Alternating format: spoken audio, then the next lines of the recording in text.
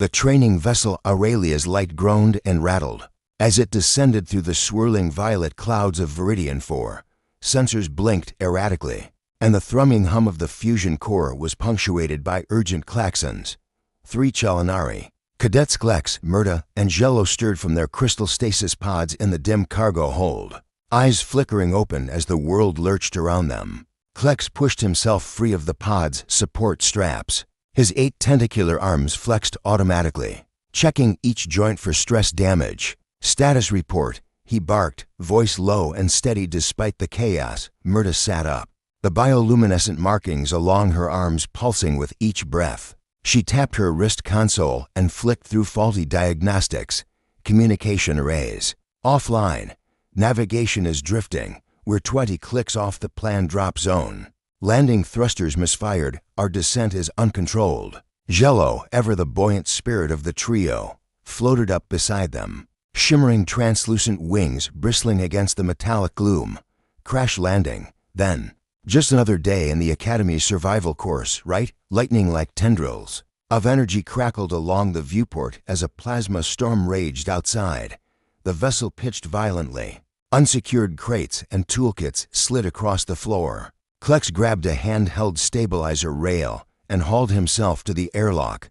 Enough joking yet. Suited up, we can't wait for the ship to self-repair. Outside, the sky was a roiling tapestry of purples and deep indigos, streaked with molten orange as Viridian 4's twin suns dipped toward the horizon. A stew of bioluminescent spores drifted through the air, glowing like drifting fireflies caught. In a perpetual dusk, the cadets activated their environmental filters. The scent of damp earth mixed with a sweet, musky tang filled their nostrils. The ground itself was alive, soft. Velvety moss blanketed the surface, and every few steps, luminescent. Ferns unfurled their fronds in greeting. Towering spore trees, massive fungi whose trunks resembled twisting columns of ivory throbbed. With pulsating light, strange, vine-like tendrils snaked across the moss, their tips opening into bioluminescent petals that closed and opened with each breath of wind. Murta knelt, uncoiling a biocontainment bag and cradling a snaking hypha cluster. This mycelial network is perfect. It's rich in fibrous strength and can regenerate itself rapidly. We can graft these tendrils into a living framework. Jello scampered forward, plucking luminescent vine clips, and these for lighting. They photosynthesize under low luminal conditions and glow faintly, ideal for interior illumination. He hummed in delight as the vines coiled around his fingers, the glow intensifying at his touch. Klex surveyed the landscape, eyes narrowing. Good work, but we need more diversity in structural elements. Mycelia alone won't hold shape against high winds. Move toward that spore grove. He pointed to a darker patch of towering mushrooms and gather the fibrous sheaths. Combine them with the hyphae for rigidity. As darkness seeped into every corner, the cadets retreated to a cleared patch of ground. They laid out their haul, spore-imbued gel sacks, coils of hyphal thread, and bundles of vine filaments. Klex placed a small generator at the circle's center, plugging in biotuners that hummed to life, emitting low-frequency pulses to encourage rapid fungal growth. Remember, he instructed, the shelter must be self-sustaining, bioreactive. Structures will integrate with the ecosystem, drawing nutrients, repairing damage. But we cannot destabilize the spore balance here. Respect the environment, or we fail our mission. Murta carefully mixed spores with gel, letting them bloom into tendrils that wove themselves into lattices. Each strand glowed faintly, casting shifting patterns of light across the cadets' faces. They respond best to gentle coaxing. Harsh pulses cause erratic branching. Jello threaded vine strips between lattice junctions, binding the structure with living cordage that tightened at contact. And these vines will contract under cool temperatures, sealing gaps automatically. The structure's skeletal frame rose quickly, an organic dome that looked like a massive, translucent cocoon. Inside, the walls shimmered as new growth threaded through every gap. Sensors embedded in the gel reported nutrient levels, growth, rate, and structural integrity. But Viridian 4 did not sleep quietly. A deep rumble echoed through the ground, and the fungal grove quivered. From the darkness beyond the glow of the shelter, six-legged, Amphibious creatures emerged cloaked in mottled brown carapaces, eyes like polished obsidian. They circled the new structure, antennae quivering. Klex raised his arm, non-aggressive. "Keep calm." Murta's bioluminescent patterns flickered in alarm. "They're curious. But if they taste the gel," before she could finish, a trailing vine snapped loose and brushed against one creature. Its carapace flared with iridescent patterns. Then it reached out a slick forelimb and touched the dome. The spore lattice responded instantly, sealing that section tighter. A faint glow pulsing in acknowledgement. Jello laughed, tension dissolving. "It's a greeting. They're inviting interaction." Klex lowered his hand and opened his palm. In it lay a small orb of nutrient gel, glowing soft pink. He extended it toward the nearest creature. It sniffed, then delicately absorbed the gel through its forelimb fan. The lattice brightened, and the creature withdrew, vanishing back into the grove. Murta exhaled. First contact and their benefactors, not predators. Night deepened, and the newly formed mycodome stood complete walls pulsating with life. Self-sealing membranes shimmering under twin moons. Inside, the atmosphere was cool and sweet, filtered through living tissue that removed toxins and balanced humidity. Klex stepped to the entrance and looked back at the forest's edge. "Tomorrow, we'll finish insulation, add photosynthetic layers, and integrate it with local nutrient streams. For now, we rest." "We've passed the first trial." Murta and Jello joined him. Together they watched spores drift on soft breezes, the violet sky turning indigo, stars flickering above strange constellations. Somewhere beyond the grove, a human watched them to hiding among the glowing ferns, chalking notes in a weathered datapad. As the cadets settled into the living walls of their creation, unaware of the earthling observing them, Viridian held its breath, ready for alliances, conflicts, and wonders yet to come. Dawn's pale light filtered through the translucent membranes of the mycodome, painting the interior in soft, shifting hues of lavender and jade. The cadets awoke wrapped in the gentle warmth of their living shelter. Fungal filaments pulsed underfoot, adjusting temperature and humidity, ensuring a perfect microclimate for rest. Tendrils of bioluminescent vines curled around support nodules, dissolving any sharp edges into smooth, self-healing flesh. Klex stretched one set of tentacular arms, then another. "Status?" he murmured. His voice carried the quiet confidence of a leader who knew his team had triumphed over the first trial, but also the caution of one who knew more challenges waited beyond the grove. Murta's glowing markings flickered as she tapped her wrist console. All systems nominal. Growth rate at 23% above baseline overnight. Integrity test passed, no rifts detected. She inhaled the sweet, earthy air, and nutrient uptake from the surrounding soil is stable. "We've integrated without parasitizing the ecosystem." Jello drifted to the entrance, peering out at a ring of towering spore trees swaying in the gentle breeze. "Let's not rest too long. The planet is full of surprises." His translucent wings caught a stray beam of light, scattering prismatic patterns across the dome's ceiling. Stepping outside, Klex surveyed the clearing. The ground around the dome was spongy, dotted with newly sprouted hyphae that wove outward like roots reaching for water. Beyond, the violet-tinged moss plains stretched toward a distant rim of jagged hills. Somewhere in that expanse, Lena Caldwell, the lone human, had built her primitive cabin from leaves and mud. He could just make out a thin ribbon of smoke curling upward through the morning mist. "Human presence confirmed," he announced. "Prepare for contact." His arms moved rhythmically as he calibrated vocal modulator settings, ensuring his speech patterns would be legible to an unfamiliar species. Murta adjusted the dome's external interface, causing a section of living wall to part like a curtain. "We'll greet her with a nutrient sample. It's a universal gesture of goodwill." In Chelanari culture, Jello produced a small pot of biogels, each orb glowing faintly. "I'll accompany you," he volunteered. "My empathic scans can gauge her intent and her emotional state." Lena Caldwell knelt at her cabin's threshold, wiping clay from her hands as she shaped the final mud leaf brick for the chimney. The building, a squat, sturdy structure, was a testament to Earth's oldest crafts, wattle and daub techniques refined by 1,000 generations. The walls absorbed heat from the morning sun, radiating it inward. while the woven leaf shingles above promised to shed the planet's frequent spores. She heard a soft chorus of clicks and hums behind her. Standing, she brushed dirt from her pants and peered through the mist.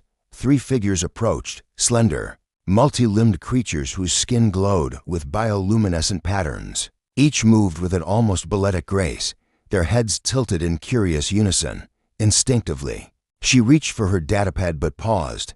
Their posture was open, non-threatening. They carried no weapons, only small orbs cradled in strange appendages. "Hello," she called, voice steady despite her racing heart. "I'm Lena Caldwell." Klex stepped forward, lowering one of his limbs in greeting. "I am Cadet Klex," he said in clipped, carefully modulated tones. "These are Murta and Jello, my fellow cadets of the Chalanari Academy. We mean you no harm." Lena tucked her datapad under her arm and managed a tentative smile. "I took that you're aliens. Chalanari, you said. I'm a human currently stranded here. I've survived by building this cabin." She gestured at the mud brick walls. "It's not alive, but it works." Murta's bioluminescent tattoos pulsed in patterns that Jello later translated internally as amusement. "An interesting solution," she observed, rigid, unmoving but affected with local materials. She stepped closer, touching the cabin's surface lightly. "The mud mixture's cohesion is impressive." "Did you bind it with anything?" Lena nodded, forfeiting caution. "Leaf pulp and clay, mostly. There's some filament from local ferns. To reinforce it blindly, I admit. I didn't know what else would work." She laughed softly. "I'm a cultural anthropologist, not an architect." Klex offered the pot of nutrient gel. "Please." A symbol of our friendship and of mutual curiosity.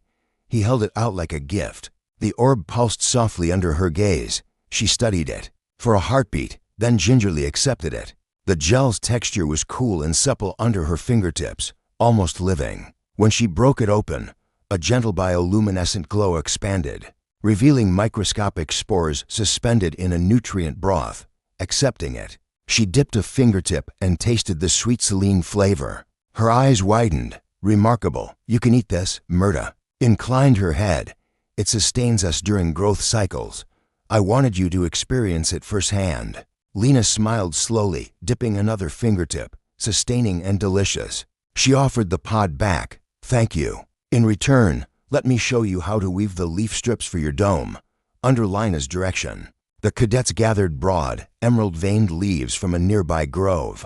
She demonstrated the ancient earth craft, how to peel midribs, fold strips at precise angles, and interlace the fibers to create airtight panels. Her fingers moved with practiced finesse, weaving a lattice that was both sturdy and flexible. Jello mimicked her movements, tentacular arms twisting around leaf strands like deft weavers of silk. "Fascinating," he murmured. "Your technique relies solely on tension, no adhesives." "Exactly," Lena explained. "The friction between fibers holds it together, but if you pack the gaps with mud, it seals completely." She dipped the half-woven panel into a bowl of fine clay slurry, then pressed it into place on the dome's exterior. The bioluminescent walls beneath glowed through, creating an uncanny interplay of living and earthen textures. Murta observed the hybrid wall, her patterns flickering with curiosity. "The clay binds to the fungal membrane without killing it." She extended a scanner and confirmed the hyphae just beneath the surface remained alive. "Integration possible." Klex tapped his chin. "A composite architecture living core. Woven exterior, it could provide insulation, weatherproofing, and the capacity to self-repair cracks." As Lena mixed another batch of clay, she glanced at their dome. "Your structure breathes. It filters spores, too." She sniffed appreciatively. "I'd never managed such subtlety with mud alone." Jello beamed. "And your walls stand silent, without emitting bioresonance. Combined, we could modulate both stability and stealth." They worked for hours, weaving panels into the dome's framework, sealing gaps with clay, then coaxing the vines to integrate themselves around the seams. Lena taught the cadets how to stack panels in offset patterns for maximum stability, while Murta injected nutrient paths along each joint so the mycelium could branch and reinforce the interface. By midday, half the dome wore its new earthen skin, a patchwork of glowing fungal lattice. and ochre-brown leaf mud shingles. The effect was mesmerizing, like a living mosaic that pulsed with warmth under the sun. Klex surveyed their progress. "Well done, Lena Caldwell. Our trial has just become infinitely richer." He bowed slightly, a culinary gesture of profound gratitude. Lena wiped sweat from her brow and grinned. "I've learned more about architecture in one morning than I have in my entire career." She paused, considering the cadets. "But tell me, why this trial? Why build a living shelter at all?" Murta's glow softened. "On Shalinari worlds, we live with our environment. Our structures are not separate from life, they are life. They grow, breathe, adapt. Our academy believes that true survival comes from symbiosis, not dominance." Lena nodded thoughtfully. "On Earth, we've forgotten that. We build walls to keep nature out. Here, you invite it in." Jello tilted his head. "And yet, your cabin taught us that inviting in can also be controlled, demanding respect for boundaries." They fell silent, each reflecting on the other's wisdom. Above them, spores drifted down like lazy snowflakes, settling on living and crafted walls alike. In that shared moment, two civilizations found common ground in humble materials: leaves, mud, fungal threads, and the human heart. The afternoon sun cast long, shifting shadows across the hybrid shelter's walls, a tapestry of bioluminescent fungal lattice and ochre leaf mud shingles. Inside, the air was warm and fragrant with the mingled scents of wet earth, spore-laced gel, and freshly cut foliage. Across a rough-hewn table of woven vines and packed clay, Lena Caldwell traced her fingertip over a CAD schematics hologram projected from her datapad. Klex hovered at her side, tentacular arms folded in contemplative repose. "Your design improves the exterior's rigidity," he observed, his voice a soft chime in the warm chamber. "But I remain concerned about environmental fluctuations, particularly rapid temperature drops." When both suns set, Lena tapped the schematic. The leaf mud panels absorb heat during the day and slowly radiate it back at night. "But you're right. On nights, when radioactive winds blow down from the northern crags, the earthen shell alone might not be enough." Murta drifted in, carrying a spool of biotube filament. "Our living walls can constrict in response to cold, trapping air pockets inside the cavities. But that contraction could crack the clay if it isn't reinforced properly." Jello peeked through a small viewport. "And I've detected increased spore density outside an approaching storm front. These spores are denser than usual, and they carry acidic enzymes. If they adhere to the earthen surface, they'll dissolve the clay over time." Lena frowned, glancing between the cadets. "Then we need active maintenance, periodic cleaning of the panels. Maybe an acidic neutralizing coating. But that means more work for me, and maintenance is a scarce resource when you're stranded." Klex's eyes flickered with resolve. "Perhaps the shelter should evolve further. A living exterior coating, one that secretes a neutralizing enzyme to counteract the acid, and yet remains porous enough to allow the clay to insulate." Murta smiled, the fungal patterns along her skin glinting. "A mycelial veil over the earthen shingle. It could form a biofilm barrier, thin, self-renewing, acid-resistant." She offered him the spool of filament. "With these biotubes, we can graft a fine network across each panel. The mycelium will colonize it overnight." Lena's mind raced. "You'd need to inoculate it with a specialized strain, one that thrives on clay minerals, without consuming the structural fibers. And it shouldn't outcompete the core mycelium, or the dome's living walls will suffer." Jello cheered softly. "A three-way integration: core mycoshell, earthen middle layer, protective biofilm exterior. All self-regulating. But we'll need to test it." They worked side by side through the afternoon. Lena mixed a batch of fine clay slurry, embedding microscopic nutrient packets tailored for the protective fungus. Murta's bioluminescent spores twinkled as they were mixed, and Lena stirred them gently into the paste. When the biofilm slurry was ready, Klex and Jello carried panels outside and carefully applied the coating. With large pads of woven moss, they returned them to the dome's frame, clamping each one in place with vegetal spring clamps. As dusk fell, they monitored the panel's initial responses. The biofilm glowed faintly, pocked with tiny channels that exuded a clear, enzyme-rich fluid. The fungal spores immediately began to sprout filaments, anchoring themselves into the clay matrix without disrupting its cohesion. The effect was mesmerizing. Each panel looked like a living leaf, veins of glowing fungus branching across its earthen surface. Before they could celebrate, the air shifted. A low, rattling growl echoed from the dark edge of the forest where the spore trees clustered. The trio froze. Outside, the bushes parted and a hulking quadruped emerged, its carapace mottled brown and jade, eyes glowing an eerie green. A Dravox, predator known to roam these plains, its maw lined with serrated teeth designed to tear through living tissue and mud alike. Klex's biolumin pulsed rapidly. "Stay inside," he hissed, closing the dome's inner hatch. But Jello pushed back a panel and extended a long vine rod. "No, let's deter, not confront. They recognize biosignatures. Maybe if we broadcast a warning pattern." He tapped a control on his belt. Across the hybrid wall, the mycofilaments shifted hue, pulsing a staccato pattern. The predator paused, snarling, but didn't advance further. Its antennae trembled. It hesitated. Lena seized the moment. She grabbed a vessel of fine ash from burned bark, a primitive deterrent from Earth's survival guides, and sprinkled a ring of ash around the panel's base.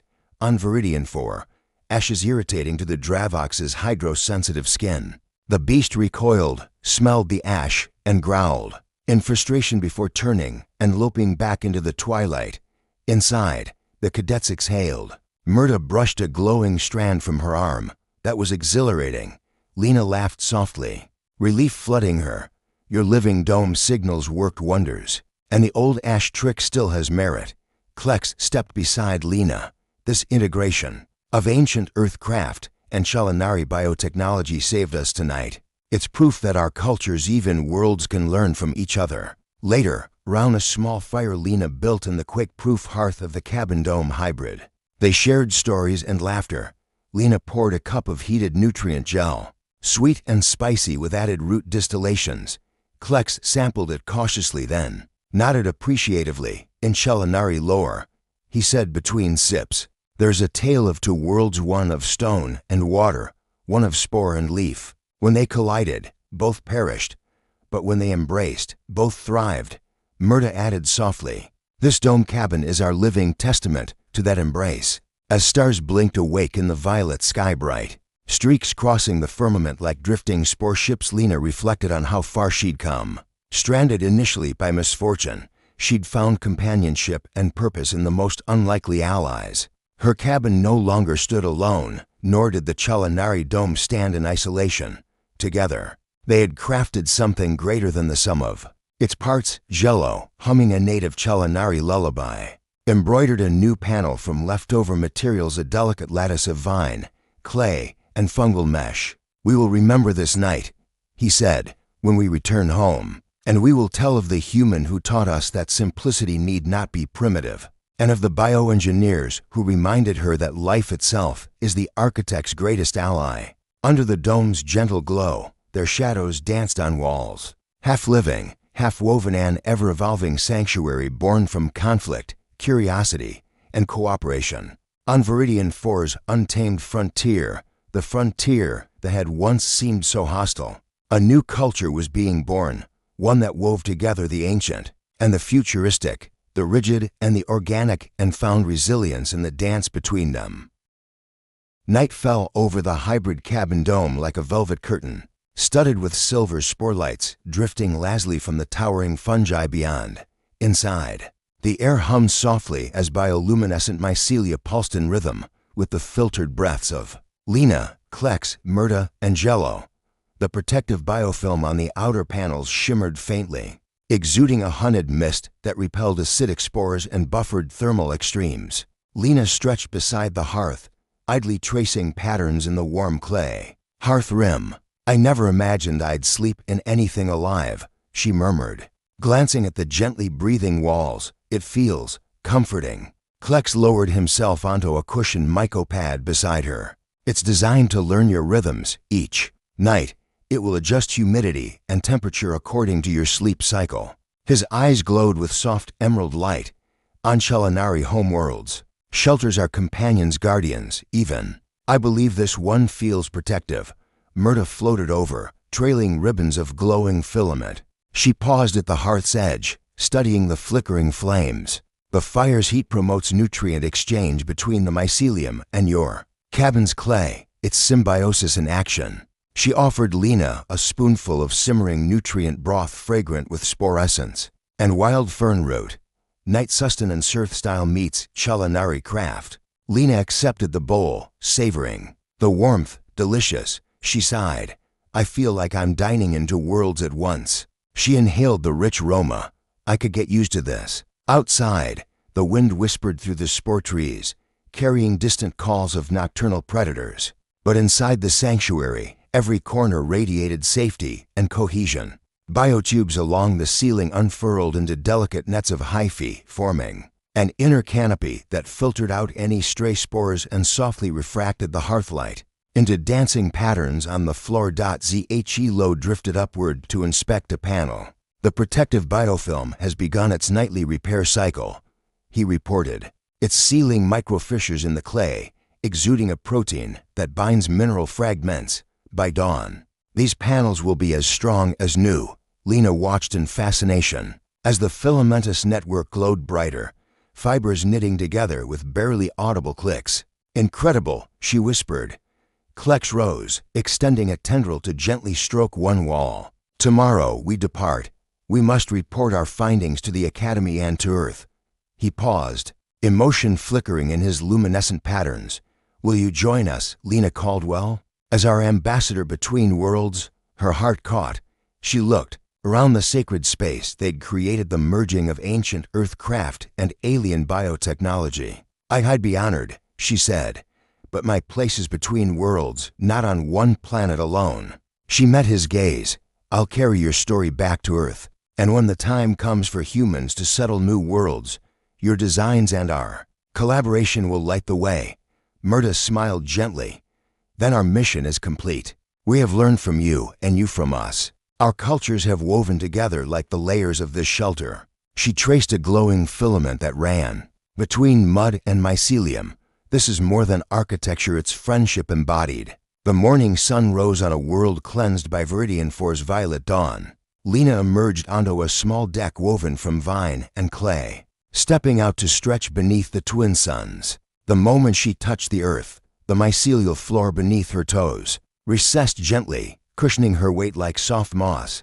Klex joined her, carrying a cluster of nutrient pods. Breakfast, he offered with a grin. They shared a simple meal of spore soup and leaf mud pastries baked in the hearth's residual heat. Between bites, Lena scanned the horizon. The alien forest pulsed with renewed energy, spores drifting in golden motes across the sky. In the distance, her original leaf and mud cabin stood silent, dwarfed now by their more elegant hybrid. She felt a pang of nostalgia for that solitary structure and gratitude for the friends who had transformed it into something living. Murta released a volley of spores into the air, a culinary gesture of farewell blessings. May this shelter stand long after we've gone, she intoned softly. May it protect those who come next, alien cadets or human explorers alike. Jello set down a small beacon. This will transmit our architectural blueprints and cultural logs to the Academy. And to Earth Command, he explained. We've recorded every step, every recipe, every filament strain, every binding ratio so that others may recreate and improve upon our design. Lena touched the beacon's holder. It's been an honor to teach and to learn. She closed her eyes, breathing deep of the spore-scented breeze. Viridian 4 is wild. Yes, but it's also given me family, where I thought I'd have none. Klex placed a hand on her shoulder. And you have given us vision beyond our own heritage, reminding us that simplicity can be profound, that human hands can work in harmony with living walls. As they climbed aboard Aurelia's light, the cadets prepped the vessel for liftoff. Lena stood at the airlock, clutching her datapad thick with observations and sketches. Before the hatch sealed, she turned for one last look at the hybrid sanctuary, its walls shimmering in pagonip vapor, spores settling like soft snow against living and earthen tiles alike. Goodbye, symbiotic haven, she whispered. May you stand as proof that life and craft can be one. With that, the hatch closed, seals hissed, and the vessel shuddered as retro thrusters ignited. Through the viewport, Lena watched Viridian 4 recede, a planet of bioluminescent forests and violet skies, of creatures cautious yet curious, and of a cabin grown from leaves, mud, and friendship. Inside, Klex hovered beside her. "What next?" he asked, eyes gleaming with wonder. "Next," Lena said with a soft smile, "we tell the story of 2 worlds and the sanctuary born when they dared to build together." She opened her datapad, ready to record the next chapter, the journey, home, and the promise of a future where all living things, no matter how different, could weave a shared shelter under the stars.